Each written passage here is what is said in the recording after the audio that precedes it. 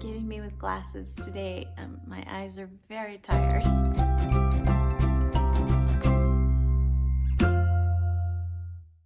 And but I wanted to make sure to record a tag, and I saw Sarah over at Bright and Bookish doing this. Ooh, I tagged myself. And so this is the, let me see if I can find the correct name, Christmas Traditions book tag. And I think it was originally done by Reading with a Vengeance. And so I just thought it was a fun, Christmassy sort of tag to do. And so I am going to do it today. So let's just jump right in. So the first prompt is Red, Green, and Gold, a book with any combination of those colors on the cover. And lo and behold, I have a Christmas book with those on the cover. And it is A Child's Christmas in Wales. This is by Dylan Thomas. It is a poem, and it is illustrated by Trina Shart-Hyman, who is one of my very, very favorite illustrators. And it's just got the sweetest pictures to accompany the text, and it's just absolutely precious. So I reread this book every year. It's an all-time favorite. And so anyway, Child's Christmas in Wales by Dylan Thomas, illustrated by Trina Shart-Hyman, Red, Green, and Gold. Next one is Caroling, and it is what is your favorite Christmas carol, and pick a book with a title that includes word, it says, but I think it means words, from that song title. So I think this changes a lot, but I think right now it might be It Came Upon a Midnight Clear. And I am actually currently reading a book that has a couple of those words in the title, and that is Night Came with Many Stars. This is by Simon Van Buie. I am currently reading it. I'm not very far in. I'm only just a couple of pages, so I don't know if I can recommend it yet. But it has, well, midnight is, a compound word, but anyway, it has night, it has came, and that's it. So there you go, a couple of them anyway. All right, and then Christmas Trees, Wreaths, and Evergreen Foliage, a book that features nature as a character. So this past year, I actually read a series of books called The Queens of Renthia. And they also have a companion book that goes with them that's called The Deepest Blue. These are by Sarah Beth Durst. And the reason why I think that nature is a character in these is that they live in a place that is literally trying to kill them. And so it is its own character, the forest or the ocean or wherever the characters are living. The nature part is an actual living entity. So it's fun. It's a great series. Next prompt is Holiday Cards, a favorite epistolary book that you read this year or that you want to read next year.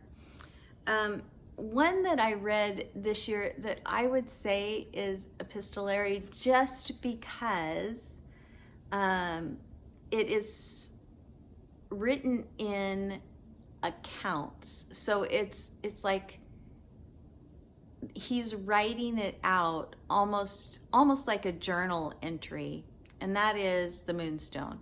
And it has several different people that are giving their accounts, but it's one main person. And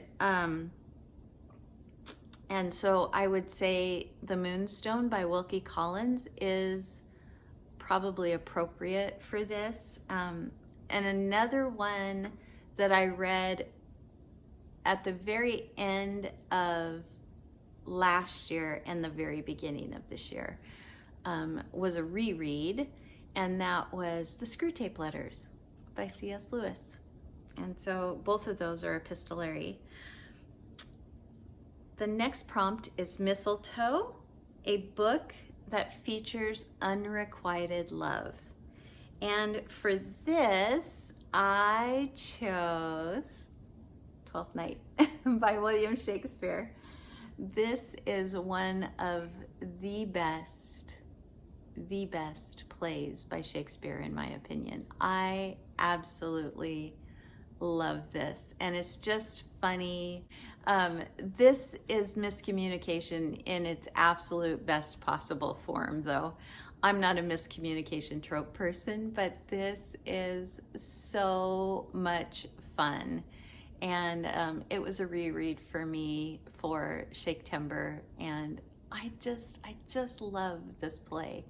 It is a brother and sister get separated, lost from one another, and the people that they meet and the way that those people are interacting is just so funny and so much fun. And there's all these little side characters. The side characters are actually some of my favorite side characters in all of Shakespeare's plays. I just love it. It's so good. So there you go, Unrequited Love.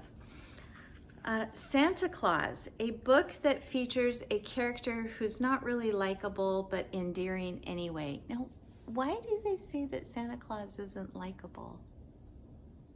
I don't understand that. What's not to love about Santa Claus? Santa Claus, yeah. Okay, so for this one, I chose Loch Lamora, from The Lies of Loch Lamora by Scott Lynch. I just read this, and it's not my favorite book, but Loch himself is the redeeming aspect of the book. He is not a nice, well, let me put it this way. He is not an ethical or person. He's not somebody that you should be rooting for, but you do find yourself rooting for him. And so I think that Loch Lamora is a great one for that prompt. Next one is Nativity Scene, a family-based historical fiction. And this I went with Louisa May Alcott's The Inheritance. I could have put just about any Louisa May Alcott in here, but I went with The Inheritance. It's less well known, and it is an absolutely endearing, precious story. I just absolutely love it. It does have an adaptation out, so if you would rather watch an adaptation rather than watching or reading the book, you can do that. But I just love the story, and it is about a young girl who is taken in by a family and raised pretty much as family, with them not knowing that she really actually is family. So that's all I'm going to tell you about that. And she doesn't know it either. So the next prompt is Elf on a Shelf. A book on your shelf that catches your eye all the time, but you never pick it up. Okay, I haven't owned this for very long, but I've been saying ever since I got it that it's something that I really, really, really want to read, and I just haven't done it yet. And that is Janny Works To Ride Hell's Chasm. And it's supposed to be excellent. It is supposed to be just this wonderful, traditional, I guess is a better way to say it, not typical, but traditional fantasy. And I just haven't gotten to it yet. But every time I'm over at my bookshelf and I see it, I'm like, I want to read that, but I haven't picked it up. Christmas movies. Favorite adaptation or a book that you would like to see adapted? So I went with two movies that are both adaptations that are just wacky enough to make me appreciate them. So I'm not a huge adaptation person. I don't appreciate it when books try, or when movies try to adapt a book and then they leave out so much of it. It just, and I don't understand why. And so I get really particular, and I tend to whine and complain the whole way through the movie. Nobody wants to watch an adaptation with me if it's a book that I've read. So anyway, I think for this one, I'm gonna go with The Muppets Christmas Carol and The Muppets Treasure Island, because both of those movies I absolutely love. And like I said, they're just wacky enough, and they break into song and do all kinds of things that, you know, aren't in the book, but it enhances it to me just because they're just so fun. So next prompt is Ugly Sweaters, a book that made you laugh out loud. And that would be My Family and Other Animals by Jared Durrell. This is, as a grown man, he is reminiscing back to his time with his family on the island of Corfu. I think that's right, on the island of Corfu in Greece, and the time that they spent there after his father had died and his mom was raising these children on her own. And they're very irreverent and very,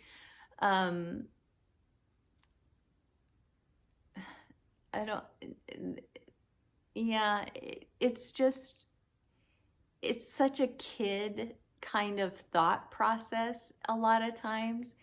And yet the antics themselves are something that anybody will laugh at. It's just so funny.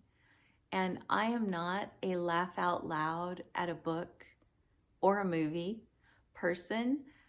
I'll laugh about things later, oftentimes after I've processed them and I'm thinking back on things, but I don't laugh out loud while reading very often. And I did with this one, to the point where my husband actually, you know, was like, are you okay? What's going on over there? I laughed actually until I cried. I had tears coming out of my eyes on some of these. Okay. Eggnog. Okay, a book you love that everyone seems to hate, or vice versa. Do you guys like eggnog? My husband loves eggnog. I can't stand it. I cannot stand it. I didn't like it as a kid. A lot of times you like things that are super sweet when you're a kid, but you grow up and you don't care for them any longer. I do not like eggnog, not at all. As far as books go, I couldn't think of one that I hate other than one. And it is a fairly popular, or it was at one time, a popular book. And it was well liked enough to earn awards. So, but it's the only book I have ever read that really made me, no, I did. It didn't make me want to throw it across the room. I did throw it across the room. I hated it. And that is Dr. Zhivago. So that's the only one. Boris Pasternak is the author of that. And it's the only one that I have ever done that with. And I know that people love it. I am sorry. It made me angry. It made me disgusted. I just don't like it. I don't want to talk about it. Exchanging gifts. This is the last prompt. This is prompt 12. A book you read this year and thought that would be perfect for. So the only person that I really do this well for anyway is my youngest daughter, because the two of us tend to read the same type of books, and she's not as affected by books as I am, but she and I still really appreciate very similar styles of writing. We appreciate a character-driven story, but we want a plot and those kinds of things. And so when I read certain books, I think this is totally a Melinda book. And so, and this is actually one I haven't told her about yet, I don't think, but that is The Stardust Thief by Chelsea Abdullah. And when I was reading it, I was thinking, my daughter, yeah, she would love this book. It's I wouldn't say a retelling of 1001 Arabian Nights, but it is heavily influenced by it. And it's easy to pick out some of the stories from Arabian Nights when you're reading A Stardust Thief. So yes, that was the book. So those are all the prompts. And like I said, I want to know what you guys think of eggnog. That is really, really not, it's very divisive. It's got a definite dividing line. There's not these people that are like, I can take it or leave it. Usually it's like, no, or yeah, I love it. My husband actually likes to even drink it in his coffee at this time of year. And I cannot handle, even if I wasn't vegan, I wouldn't drink it.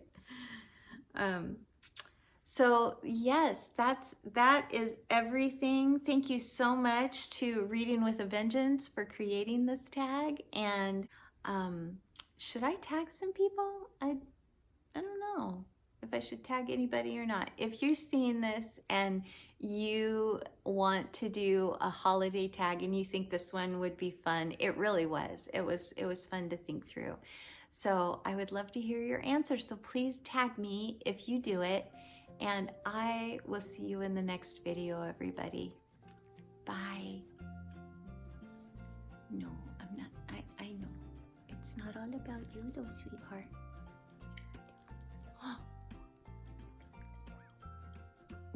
No, you lie down. Good girl.